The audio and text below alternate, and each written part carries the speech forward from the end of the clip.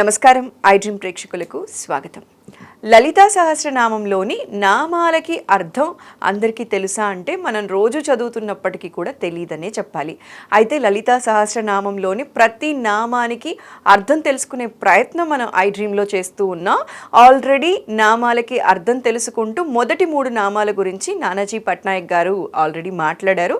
ఆ వీడియో కూడా డిస్క్రిప్షన్లో పెడుతున్నాం. మరి మిగతా నామాల గురించి కూడా ఇవాళ మాట్లాడి వాటి అర్థాలను కూడా తెలుసుకుందాం. నమస్కారం గురుజీ. శ్రీమాత్రే నమః. శ్రీమాత్రే నమః. గురుజీ, మనం ఇదివరకు వీడియోలో ఎపిసోడ్ 1లో మాట్లాడుకున్నాం. ఫస్ట్ మొదటి 3 నామాలేంటి, ఎలా చదవాలి, అది రెగ్యులర్గా చదవటం వల్ల ఎలాంటి సమస్యల నుంచి బయటపడొచ్చు అనే విషయం చెప్పారండి. మరి అలాగే మిగతా నామాల గురించి కూడా ఇవాళ మాట్లాడదాం గురుజీ. తప్పకుండా అమ్మ. తర్వాత నామం కనుక చూసుకుంటే చిదగ్నికుండ సంభూత అనేటువంటి నామం వస్తుంది. అసలు ఇది ఎందుకు వచ్చింది చిదగ్నికుండ సంభూత? చిదగ్ని నుంచి అమ్మవారు ఎందుకు వచ్చింది అనే విషయం తెలుసుకోవాలి మనం. ఈ బండాసురుడు ఎలాంటి వరం పొందుతాడంటే, ఈ విశ్వంలో ఉన్నటువంటి అంటే ఒక్కొక్క ఇప్పుడు రకరకాల పాలపుంతలు ఎలా ఉంటాయో ఇక్కడ ఉన్నటువంటి దేవతలతో, ఈశ్వరుడితో కావచ్చు, విష్ణువుతో కావచ్చు, నాకు ఎటువంటి ప్రాణహాని ఉండకూడదు అనేటువంటి ఒక వరం పొంది అతని సహోదరులైనటువంటి విశుంగుడు విశుక్రుడు అని 2 సహోదరులు ఉంటారు. వాళ్ళిద్దరి చేత ఈ యొక్క దేవతల్లో ఉండేటువంటి తేజస్సును లాగేస్తాడు మొత్తం. అంటే ఒక రకమైన వైరాగ్యంలోకి వెళ్ళిపోయేలాగా అందరి నుంచి ఆ రసాన్ని లాగేస్తాడు. లాగేసేసరికి వీళ్ళందరూ అసలు ఏమిట్రా బాబు ఈ పరిస్థితి అని చెప్పని ఈ ఏదైతే విశ్వం ఏదైతే ఉందో దాని ఎండ్కి వెళ్ళి అక్కడ నుంచి అమ్మవారిని పిలవడం జరుగుతుంది. అమ్మ ఇది పరిస్థితి, మా పరిస్థితి ఇది, లలితా అమ్మవారిని పిలవడం జరుగుతుంది. నువ్వు రావాలమ్మా, మాకు ఆ బండాసుడితో మేము వేగలేకపోతున్నాం, మా అందరిలో ఉండే రసాలు మొత్తం లాగేసాడు అంటే నా గురించి మీరు యజ్ఞం చేయండి ఓకే అని చెప్తుంది. వీళ్ళు పిలవగానే నేను రాదు అంటే ఇక్కడ మనం తెలుసుకోవాల్సిన నీతి ఏమిటంటే, నువ్వు తపస్సు చేయాలి. దేని గురించి? తపస్సు అంటే కూర్చొని తపస్సు చేయడం అనే కాదు, బాగా అర్థం చేసుకోండి. ఒక సబ్జెక్ట్ ఉందమ్మా, ఆ సబ్జెక్ట్ గురించి ఆలోచిస్తూ ఆ సబ్జెక్ట్ కూడా అమ్మవారు అనుకోవడం ఈ తపస్సు. ఇక్కడ మీకు తపస్సు అనే దానికి అర్థం చెప్తాను. ఈరోజు కెమెరామ్యాన్ ఉన్నాడు, కెమెరామ్యాన్ ఈ కెమెరా ఫిలిం తీయడం ఇదంతా కూడా అమ్మవారి అని భావిస్తూ, ఇది ఒక అమ్మవారి పని అనుకొని భావిస్తూ, దానిలో అసలు గొప్ప గొప్ప వాళ్ళు ఎలా తీశారు, ఎలాంటి ఫొటోస్ తీయగలిగారు, ఎట్లాంటి లైటింగ్ వాడారు. కెమెరా అంతా కూడా ఏమిటి, స్టడీ ఆఫ్ లైటింగ్. కెమెరా అంటే లైటింగ్ బట్టే కెమెరా ఆపరేట్ చేయాలి. దాన్ని 24 గంటలు తపస్సు చేయడం కూడా తపస్సే. ఆలోచించి శాస్త్రం ఏం చెప్తుందంటే, వేదము ఆలోచన, నువ్వు ఎప్పుడు ఆలోచిస్తున్నావు నీ గురించి అంటూ ఉంటుంది. ఈ తపస్సులో నువ్వు భగవంతుణ్ణి చేరుకోవాలనుకున్నప్పుడు భగవత్ శక్తి ద్వారా ఇదంతా నడుస్తుంది అన్నప్పుడు దీన్ని నువ్వు తపస్సుగా చేస్తున్నావు, మంత్రం చేసుకుంటూ, నామం చేసుకుంటూ. అలా చేయమని చెప్తుంది. అప్పుడు వీళ్ళందరూ ఏం చేస్తారు, ఆ యొక్క పరమేశ్వరుడు, ఈశ్వరుడు, శివుడు ఏం చేస్తాడంటే, సముద్రాన్ని ఒక 3 యోజనాలు వెనక్కి జరిపి అక్కడ ఒక పెద్ద హోమగుండాన్ని ఏర్పాటు చేసి, అగ్నిదేవుడు వస్తాడు. నేను వెలిగించిన అన్ని వల్ల కాదులే, నీలో రసం పోయిందని తన 3వ కన్నుతో ఆ యొక్క దాన్ని వెలిగించి వీళ్ళందరూ నన్ను దూకమంటాడు, దేవతలందరినీ. ఎందుకంటే వీళ్ళందరూ ఇదైపోయారు కదా, దూకమన్నప్పుడు వాళ్ళు దూకినప్పుడు అందులో నుంచి బయటకు వస్తుంది అమ్మవారు. వీళ్ళు యజ్ఞం చేసినప్పుడు. అందుకే చిదగ్నికుండ సంభూత, చిదగ్నికుండం నుంచి బయటకు వచ్చింది.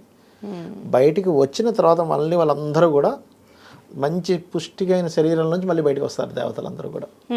చిదగ్నికుండ సంభూత దేవకార్య సముద్యత. ఎందుకు వచ్చింది? దేవకార్యం కోసం వచ్చింది అమ్మవారు.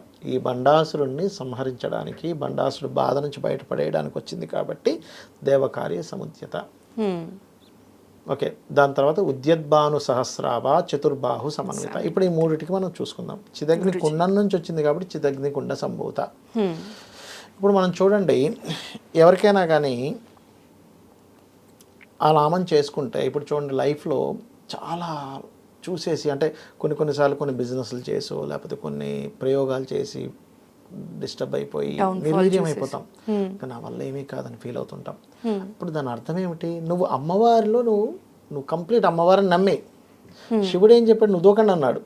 ఓకే, అమ్మవారి చితిలో దూకారు వీళ్ళు, బయటకు వచ్చింది. అంటే అలా గనక నువ్వు నమ్మేవు గనుక, అంటే ఇంకా నా వల్ల అవ్వదు, నేను ఎన్నో చేశాను, ప్రయత్నాలు చేశాను, అంతా అయిపోయింది, ఇంకా నా పని జీరో అనుకునే సమయంలో ఈ మంత్రం చేసుకుంటే పనిచేస్తుంది. చిదగ్నికుండ సంభూత, ఓం చిదగ్నికుండ సంభూత ఏ నమః. దీనివల్ల ఏమవుతుందంటే మీ ఇమాజినేషన్లో ఈశ్వరుడు కనిపిస్తాడు, అగ్నిగుండం కనిపిస్తుంది, దేవతలు కనిపిస్తారు, సకల దేవతలు, అమ్మవారు బయటకు వస్తుంది కనిపిస్తుంది. నిర్వీర్యంగా అయిపోయినటువంటి దేవతలు మళ్ళీ ఆమెలో నుంచి బయటకు వచ్చినటువంటి ఇమాజినేషన్ మీరు చేసుకుంటే, ఈ మంత్రం కనుక చేసుకుంటే మీ లోపల కూడా ఇప్పుడు గతంలోని మీరే ఇప్పుడు మీరేనమ్మా. కాకపోతే మీ ఆలోచనలు మారిపోయాయి. నా వల్ల కాదనే ఆలోచనలు వచ్చేసాయి. గతంలో ఒక 10 ఏళ్ల క్రితం నేను ఏదైనా సాధించగలననే ఆలోచనతో ఉన్నారు, బట్ అప్పుడు ఇప్పుడు ఒకలాగే ఉన్నారు. అప్పుడు జీరోయే, ఇప్పుడు జీరోయే. కానీ మారింది ఏమిటి ఇక్కడ? ఇప్పుడు నేను ఇంకేం చేయలేను, అంతా అయిపోయింది అనుకుంటున్నారు. అప్పుడేమో నేను స్టార్ట్ చేయగలను, అదే ఆలోచన మళ్ళీ ఇక్కడికి వస్తుంది, నేను మళ్ళీ స్టార్ట్ చేయగలను. ఆ దేవతలు ఎలా అయితే వాళ్ళలో ఉన్నటువంటిది మొత్తం పోయి మళ్ళీ ఫ్రెష్గా బయటకు వచ్చారు, ఆ ఆలోచన తెప్పిస్తుంది ఈ మంత్రం. దేవకార్య బౌన్స్ బ్యాక్ అవుతారు. ఎందుకంటే మీరు ఇమాజినేషన్ చేస్తున్నది ఆ విషయం కదా, ఈ భావన వల్లే మనకంతా జరుగుతుంది కదా. కాబట్టి ఏంటి అది జరుగుతుంది. చిదగ్నికుండ సంభూత దేవకార్య సముద్యత, దేవకార్యం కోసం బయటికి వచ్చింది. ఈ రెండు కలుపుకొని కూడా చేసుకోవచ్చు. ఓం చిదగ్నికుండ సంభూతాయై నమః అనుకోవచ్చు, లేదా ఓం చిదగ్నికుండ సంభూత దేవకార్య సముద్యతాయై నమః చేసుకోవచ్చు. దీనివల్ల బౌన్స్ బ్యాక్ అనేటువంటిది ఖచ్చితంగా జరుగుతుంది. అది ఎలా వచ్చిందంటే బయటికి అని చెప్తున్నారు ఇక్కడ మళ్ళీ. చిదగ్నికుండ సంభూత దేవకార్య సముద్యత ఉద్యద్భాను సహస్రాభ అంటే బయటకు వచ్చేటప్పుడు సహస్రము అంటే 1000 లేదా అనంతము అని అర్థం.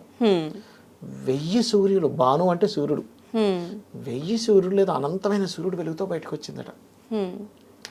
ఆ ఇమాజినేషన్ మీరు కనుక చేసుకున్నారనుకోండి, ఉద్యద్భాను సహస్రాభాయై నమః అని మీలో కాన్ఫిడెన్స్ విపరీతంగా పెరిగిపోతుందమ్మా. మీకు ఒక కాంతిని చూసాము, సహస్రమైనటువంటి అనంతమైన సూర్యకిరణాలతో బయటకు వచ్చింది అమ్మవారు. ఒక్కసారి మీరు ఇమాజినేషన్ చేసుకుంటే అబ్బా అమ్మవారు అలా బయటకు వచ్చింది. ఏమవుతుందంటే ఈ నామము మీ పాపాలను దహిస్తుంది. సూర్య ఉపాసన పాపాలను దహిస్తుంది అని చెప్తుంది శాస్త్రం. సూర్య ఉపాసన, లలితానామాలు లేదా ఏదైనా ఆలయంలో సేవ చేయడం ద్వారా పాపం పోతుందని చెప్తుంది. మరి 1000 సూర్యులు లేదా అనంతమైన సూర్యులను ఒకటేసారి మీరు ఇమాజినేషన్ చేసుకుంటే మంత్రం చదువుతున్నారు, ఏం జరగాలి? పాపం దగ్ధం అవ్వాలి. అంటే పాపము ఎప్పుడు దగ్ధం అవుతుంది? సూర్యుని మనం పంచమ స్థానంలో పెట్టాం జ్యోతిషాస్త్రంలో. న్యాచురల్ 5th లార్డ్ ఈజ్ సూర్య భగవానుడు. సూర్య భగవానుడు పంచమ స్థానం అంటే పంచమంలో ఏముందంటే ప్రేమ ఉందమ్మా. మీకు పాపం ఎక్కడ అంటదంటే మీలో ప్రేమ ఉన్నంతసేపు మీకు పాపం అంటదు. ప్రేమ అంటే ఏమిటి? Only giving, not taking. Without expecting anything, only giving is love. అది మదర్లో మనకు పర్టికులర్గా కనబడుతుంది. మదర్ ఏమీ ఆశించదు, ఇవ్వడమే.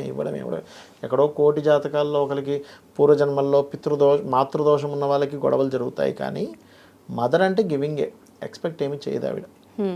అట్లా నీలో గనక ఆ లవ్వింగ్ నేచర్ ఉంటే నీకు పాపం అంటది. ఇంకోటి భగవద్గీతలో ఇంకో వర్షన్ చెప్తాడు, నీకు పాపం అంటకుండా ఉండాలి అంటే నువ్వు ఎటువంటి ఎక్స్పెక్టేషన్ చేయకుండా నాకు అన్ని సమర్పించు. నా కోసం చేస్తున్నా అనుకో, నీ కోసం చేస్తున్నా అనుకోకు. నేను స్వామివారికి సమర్పిస్తున్నాను అనుకో ప్రతిదీ కూడా. నువ్వు ఒక ఫుడ్ తింటున్నావు, సమర్పించి తిను. ఒక పని చేస్తున్నావు, నాకు సమర్పిస్తున్నాను అనుకొని చేసుకో, నీకే పాపము అంటది అంటాడు. నీ కోసం నీ కామ్యం కోసం లేకపోతే నువ్వేదో పొందాలని చేస్తే మాత్రం నీకు పాపం అంటుతుంది అని చెప్తాడు శ్రీకృష్ణ పరమాత్మ చాలా స్పష్టంగా. ఈ నామం పర్టికులర్గా ఉద్యద్భాను సహస్రాభ చతుర్బాహు సమన్విత, చతుర్బాహువులతో వచ్చింది. ఆ చతుర్బాహువులకు 2 అర్థాలు. 4 బాహువులతో వచ్చిందని ఒక అర్థము, శ్రీచక్రం 4 కోణాలు అనేటువంటిది ఒక అర్థం. ఇలా చతుర్బాహువులు అండ్ అమ్మవారు. బాహువుల్ని దర్శనం చేసినప్పుడు ఏమవుతుందంటే మనిషికి తెలియకుండా ఒక ధైర్యం పెరుగుతుంది. అంటే మీరు ఈ మొత్తం ప్యాటర్న్ని కనుక చేసుకున్నా అద్భుతంగా ఉంటుంది. అంటే అలాగా ఫస్ట్ మనం ఏం చెప్పుకున్నాం? చిదగ్నికుండ సంభూత అంటే అమ్మవారు చెప్తే ఇంకా నాకు ఇంకోటి లేదు, మొత్తం శరణాగతి అయిపోయారు. అక్కడ దేవతలు ఎలా అయితే దూకారో అలాగా మనం కంప్లీట్గా శరణాగతి పొందుతున్నాం. దేవకార్య సముద్యత, దాని తర్వాత చిదగ్నికుండ సంభూత దేవకార్య సముద్యత ఉద్యద్భాను సహస్రాభ చతుర్బాహు సమన్వితాయై నమః. ఇదంతా కూడా ప్యాటర్న్ చేసుకోవచ్చు. దీనిలో 2 నామాలు కూడా చేసుకోవచ్చు. దీనివల్ల ఈ ఫలితం 100% ఉంటుంది.